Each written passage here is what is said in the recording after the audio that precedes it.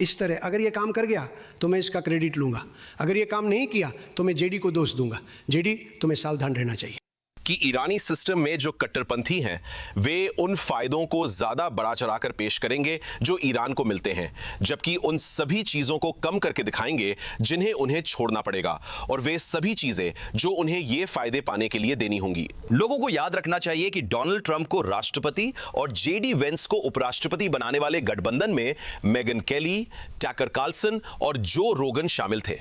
इसमें कई लोग थे जैसे जॉन पोटाविट्ज जो आक्रामक विदेश नीति चाहते थे। क्या अमेरिकियों को पता है कि इस पूरे अमेरिका ईरान समझौते के कारण उनकी कितनी फजीहत हो रही है?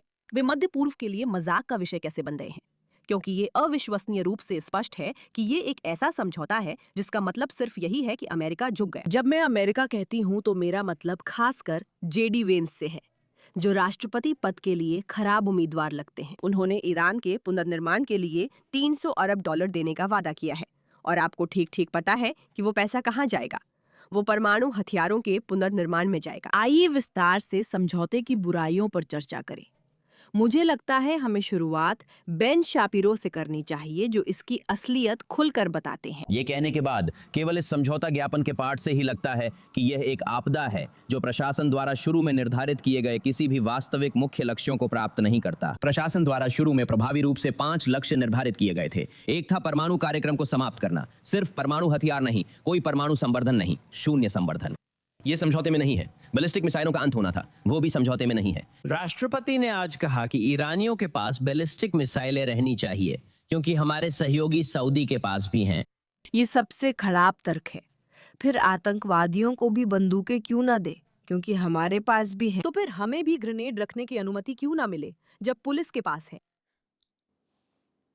क्या फिर आप आतंकवाद का समर्थन कर रहे हैं? समझौते में ऐसी कोई बात नहीं है। आतंकवाद खत्म करने की कोई कोशिश या होर्मुज जलडमरू मध्य को स्थायी रूप से टोल मुक्त खोलने जैसी व्यवस्था इसमें नहीं है। ये समझौते में नहीं है, बल्कि समझौते में ऐसा प्रावधान दिखता है कि 60 दिन बाद ईरान और ओमान जलडमरू मध्य पर टोल लगाने की कोशिश कर सकते हैं। जो लोग नहीं जानते कि ये क्यों महत्वपूर्ण है, उनके लिए बता दूं कि इस समझौते पर हस्ताक्षर होने का एक बड़ा कारण ये है कि अर्थव्यवस्था फिर से पटरी पर लौटे और सुचारू रूप से चले।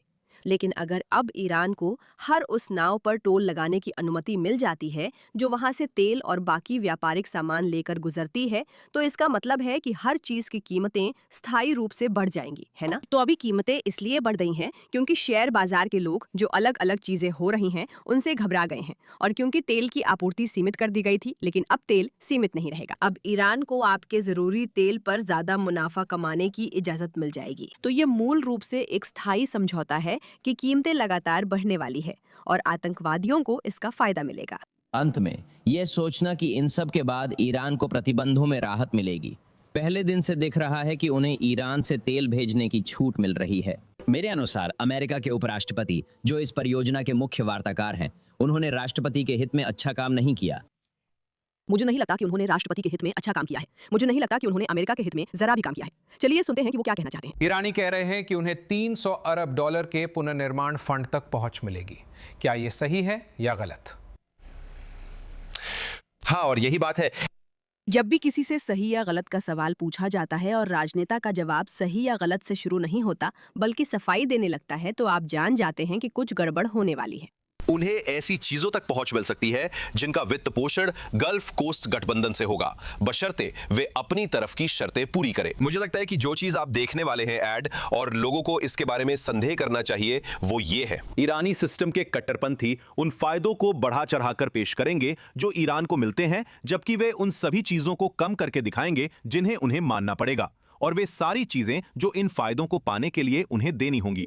जेडी हमेशा बातों को समझाने और उन्हें बहुत समझदारी भरा दिखाने में अच्छे रहे हैं, और अक्सर वे वाकई बुद्धिमान भी होते हैं। लेकिन अभी ये दिखावा करना कि हम अपनी आंखों के सामने जो देख रहे हैं उसे नहीं देख सकते, कि ये सिर्फ ईरानी कट्टरपंथियों द्वारा हालात को और बिगाड़ने की बात है, और ये नहीं मानना कि ये सब बेतुका है और ठीक नहीं है, ये तो सामान्य समझ की बात है। सिर्फ इसलिए कि दूसरों के पास बैलिस्टिक मिसाइलें हैं, उन्हें भी रखने देना बकवास है। उन्हें अपनी मर्जी से होर्मुज जलडमरू मध्य पर टोल लगाने देना ये पूरी तरह बकवास है। उनसे ये मांग ना करना कि वे परमाणु हथियारों को पूरी तरह खत्म करें, जिससे लंबे समय तक उनके पास परमाणु हथियार ना रहें, ये भी बकवास है। उन्हें इतनी बड़ी रकम रखने देना जबकि हमें अच्छी तरह पता है कि ये पैसा कहाँ जाएगा। क्योंकि देखिए अब तक सारा पैसा कहाँ गया है, ये बकवास है। इसका इन ईरानियों द्वारा हमें प्रचार और दुष्प्रचार के जरिए बहकाने से कोई लेना देना नहीं है। ये हमारी काबिलियत पर निर्भर है कि हम समझें एमओयू में क्या है, और ये पश्चिमी समाज के लिए बेहद बुरा है।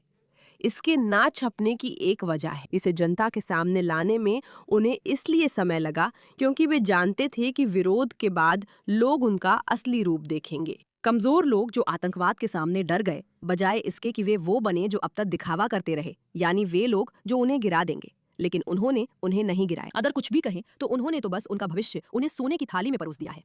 हम निश्चित रूप से खाड़ी तट के देशों द्वारा ईरान के पुनर्निर्माण में निवेश के लिए खुले हैं, लेकिन केवल तभी जब ईरान अपना परमाणु कार्यक्रम समाप्त कर दे और अपने समृद्ध सामग्री के भंडार को खत्म कर दे और वो निरीक्षण और प्रवर्तन के लिए तैयार हो, ताकि अमेरिकी जनता को भरोसा हो कि उसके पास परमाणु हथियार नहीं होगा। मुझे लगता है आज जो आप देखेंगे वो दिलचस्प और ईरानी, खासकर कट्टरपंथी मीडिया होगी। वे इस बारे में बहुत बात करेंगे कि उन्हें क्या मिला, लेकिन वे ये नहीं बताएंगे कि उन्होंने क्या दिया।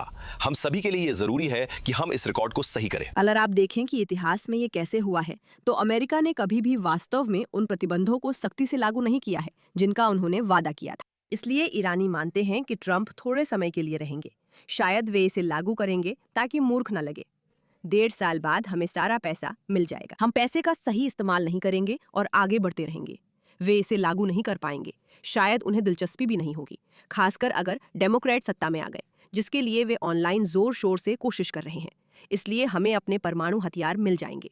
आखिरकार वो हमें मिल ही जाएगा। ईरान ने इन सब बातों के लिए सिर्फ इसलिए सहमति दी थी क्योंकि वे जानते थे कि इस समझौते की शर्तें उन्हें भविष्य में फिर से सब कुछ बनाने की अनुमति देती है। उनके पास धैर्य है, उनके पास समय है। इसमें कुछ महीने लगेंगे, कुछ साल लगेंगे, कोई बात नहीं, लेकिन हम अपने परमाणु हथियार फिर से बना लेंगे। अगर इस्लामी शासन वैसे ही गिर गया होता जैसे अमेरिका ने कोशिश की थी और जैसा उन्होंने शुरुआत में कहा था कि वे करेंगे, तो हमें पता था कि वो संभव नहीं होता। हालांकि अब वे कहने की कोशिश कर रहे हैं कि शासन परिवर्तन बुरा है। ये बिल्कुल अच्छी बात नहीं है और मैं इससे सहमत हूँ। अक्सर शासन परिवर्तन सिर्फ दूसरी समस्याएं लेकर आता है। ये जानना जरूरी है कि ईरानी मीडिया हमें गुमराह नहीं कर रही कि ये समझौता बुरा है, जैसा वह सोचने पर मजबूर कर रहे हैं। असल में ये सचमुच एक बहुत ही खराब समझौता है। इस तरह अगर ये काम कर गया तो मैं इसका श्रेय लूंगा, अगर ये काम नहीं किया तो मैं जेडी को दोष दूंगा। तुम्हें सावधान रहना चाहिए जेडी। वो अपना विमान घुमा लेगा और यहाँ से निकल जाएगा। हाँ, मुझे ये विचार पसंद है। मुझे लगता है ये एक अच्छा विचार है। मैं चाहती हूँ कि आप ध्यान दें कि ये क्लिप भले ही मजेदार हो, लेकिन अगर ये सौदा बुरा निकला तो मैं जेडी को दोष दूंगी। ये आदमी हंस रहा है। 1 सेकंड के लिए मार्को रूबियो को देखिए। अगर ये काम कर गया तो मैं इसका श्रेय लूंगा, अगर ये काम नहीं किया तो मैं जेडी को दोष दूंगा। तुम्हें सावधान रहना चाहिए जेडी।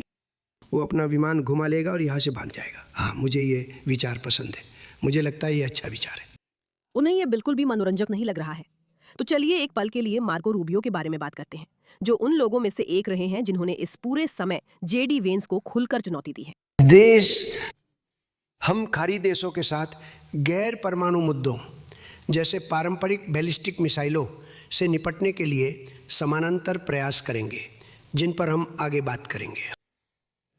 वो कह रहे हैं कि हम बैलिस्टिक मिसाइलों पर चर्चा करेंगे, जबकि पहले उन्होंने कहा था कि इन्हें रखना ठीक है क्योंकि दूसरों के पास भी है। समर्थन जरूरी है क्योंकि दूसरों के पास भी है, आपके पास भी होना चाहिए। किसी ने कहा एक से ज़्यादा नहीं देना चाहिए। मेरे पास लोग हैं, कुछ मुझे पसंद है, लेकिन मुझे नहीं लगता कि वे समझदार हैं। सर, उन्हें मिसाइल नहीं देनी चाहिए। मैंने कहा अच्छा, अब मैं क्या करूं? क्या मैं सऊदी अरब को मिसाइलें रखने दूं लेकिन उन्हें नहीं रखने दूं? हाँ सर। हाँ सर।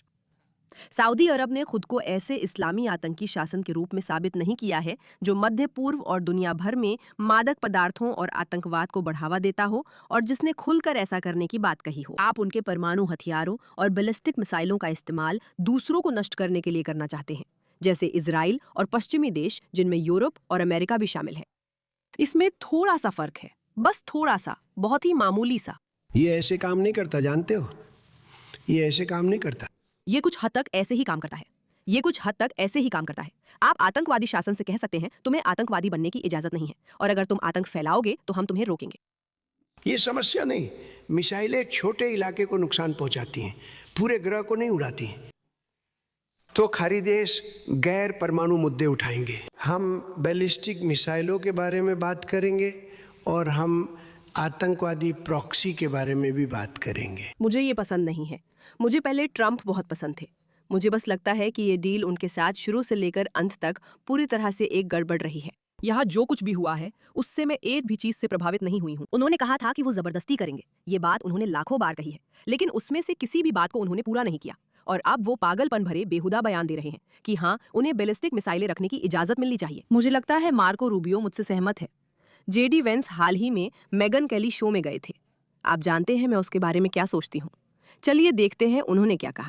तो देखिए, वो गठबंधन जिसने डोनाल्ड ट्रंप को संयुक्त राज्य अमेरिका का राष्ट्रपति बनाया और जेडी वेंस को संयुक्त राज्य अमेरिका का उपराष्ट्रपति बनाया, लोगों को ये याद रखना चाहिए, वो मेगन कैली, टैकर कार्लसन और जो रोगन थे।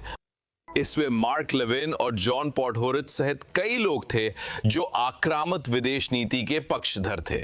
मेरे अनुसार मैं कभी नहीं कहूंगा कि जॉन पॉडहोरिच का रिपब्लिकन पार्टी में स्वागत नहीं है। उनका स्वागत है।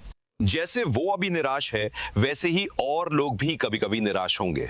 आप सिर्फ इसलिए राजनीति नहीं छोड़ सकते क्योंकि 33 करोड़ लोगों वाले देश का नेता कोई ऐसा फैसला लेता है जिससे आप असहमत हैं। सही है, आप ऐसा नहीं कर सकते।